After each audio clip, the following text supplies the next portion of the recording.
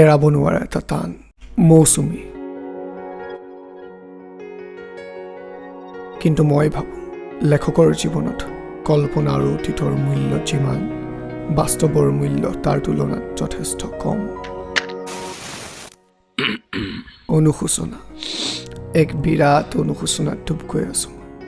ক্ৰমাৎ যিমানটা চিগাৰেট শেষ হৈছে, মোৰ অনুশোচনা সিমান বাঢ়ি গৈছে। আচলতে কাহিনীটোৰ শেষ নিশ্চিত বুলি জানিলে লিখি শেষ কৰি দিয়েই ভাল। অদৰকাৰীকৈ তাক জীয়াই ৰখাৰ চেষ্টা কৰিলে বিৰক্তিকৰ হ'ব পাৰে, অথবা সন্মুখৰ মানুহজনক জীয়াই জীয়াই মাৰি পেলোৱাৰ সম্ভাৱনা থাকে।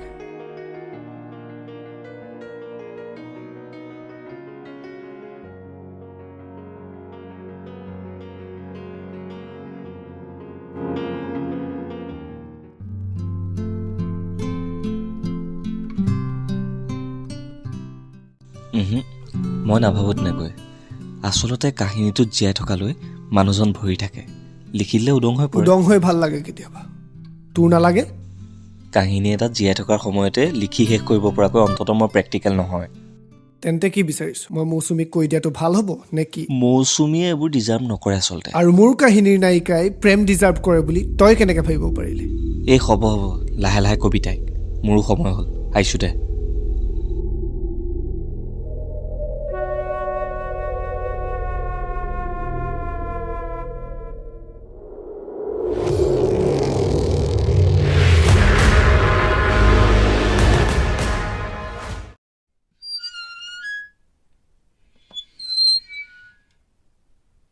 ইমান ভাল লাগিছে ন? চোৱা হৈফালে।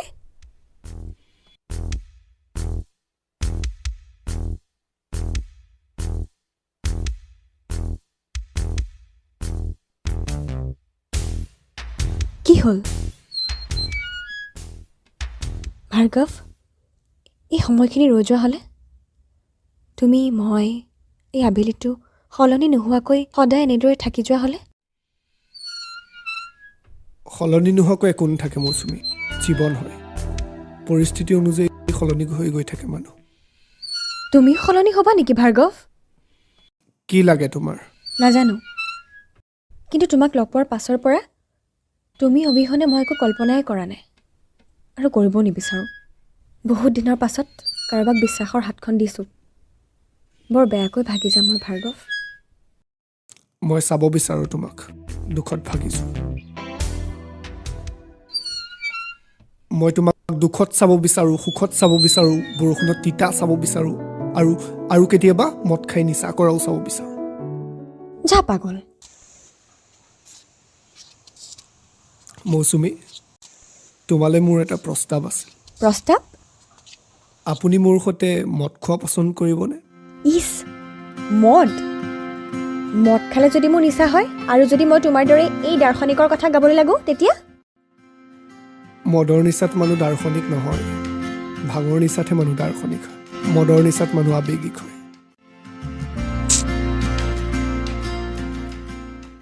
কি হ'ল, নাহা নেকি? ভাবিছোঁ তুমি দেখোন এই বিভিন্ন ধৰণৰ নিচাবিলাকৰ ওপৰত PhD এটাকে কৰিব পাৰা। তোমাৰ আণ্ডাৰতে কৰিম তেন্তে ন? যা এইটো।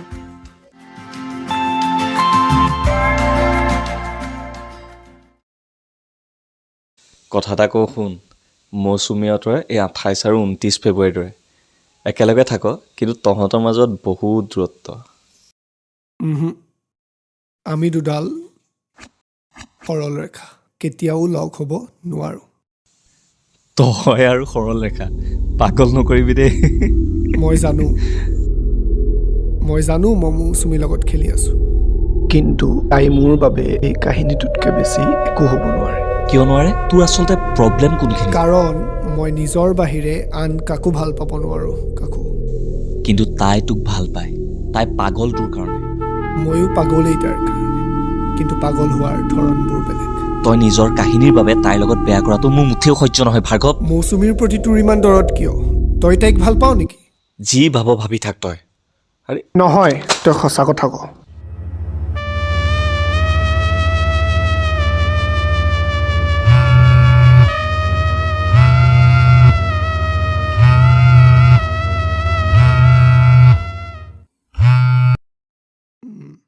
হয় হয় আৰু এসপ্তাহৰ ভিতৰতে আপোনালোকে পাই যাব পাণ্ডুলিপিটো ধৰি লওক বাস্তৱ আৰু কল্পনাৰ সংমিশ্ৰণে বাকী আপোনালোকৰ প্ৰকাশনৰ ওপৰতে সকলো আৰু ঠিক আছে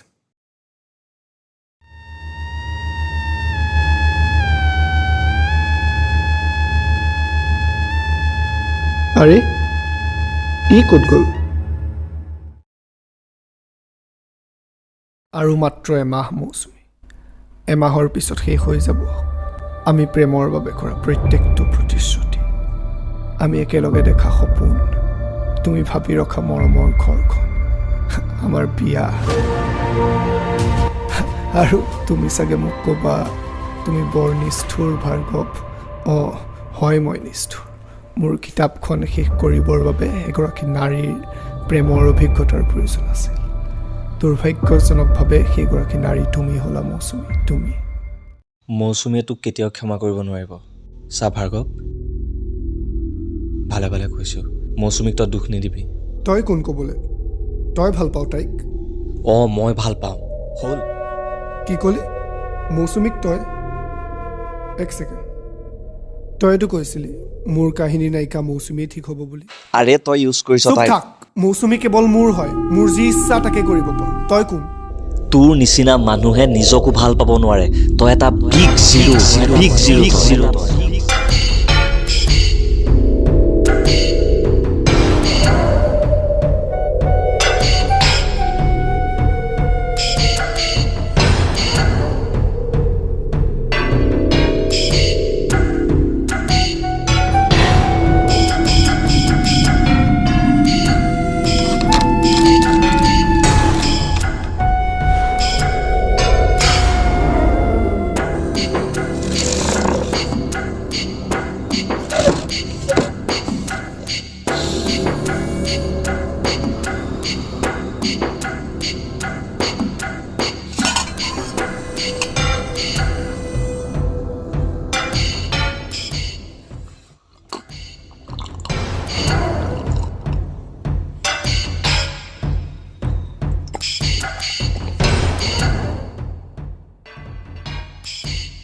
ভাৰ্গৱ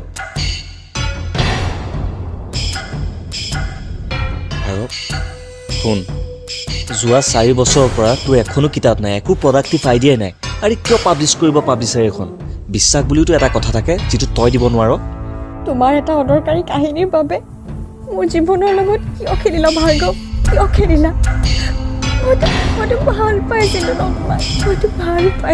তোমাক মৌচুমী এইবোৰ মিছা এইবিলাক নহয় মৌচুমী এইবোৰ হোৱা নাই একো মৌচুমী মোক নিলে সকলো কথা ক'লে ভাৰ্গৱ মোক নিলে সকলো নহয় মৌচুমী নহয় তুমি মোক কোনদিন ভালেই পোৱা নাছিলা তুমি চব মিছা ক'লা ভাৰ্গৱ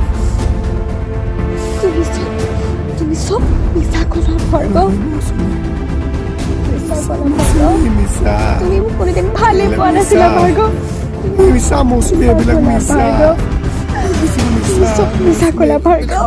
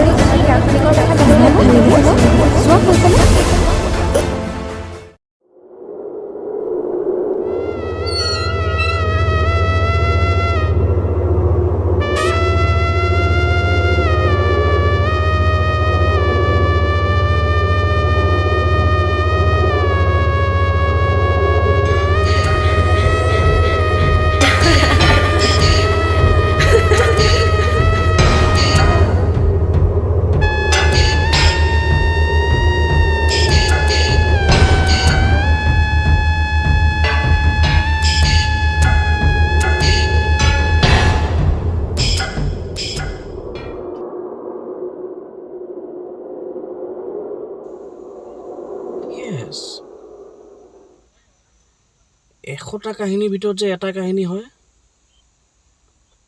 এইটো সেইটোৰ ভিতৰতে এটা কাহিনী তাতে লেখক মানুহ আৰ্টিষ্টিক মাইণ্ড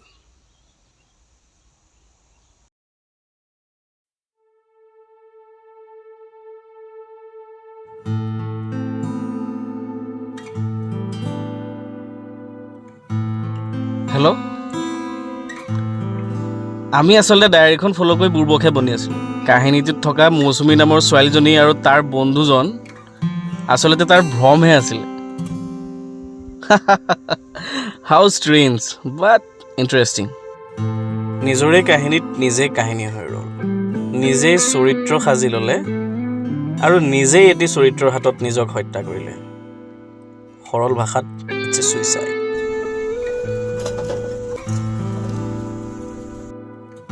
লেখকজন আচলতে মানসিক ৰোগী আছিল তেখেতৰ ডিছ'চিয়েটিভ আইডেণ্টিটি ডিছঅৰ্ডাৰ বুলি এটা ৰোগ হৈছিল এই ৰোগৰ ৰোগীয়ে নিজৰ অস্তিত্বত নিজেই অস্তিত্বহীন তাকে ফাল্টু কথাত সময় নষ্ট হ'ল আমাৰ এই কথাটো কিন্তু এতিয়াও বহুতৰ কাৰণে অস্পষ্ট হৈ ৰ'ব এৰাটো কাহিনীৰ নামেইটো অস্পষ্ট কেনেকৈনো স্পষ্ট হ'ব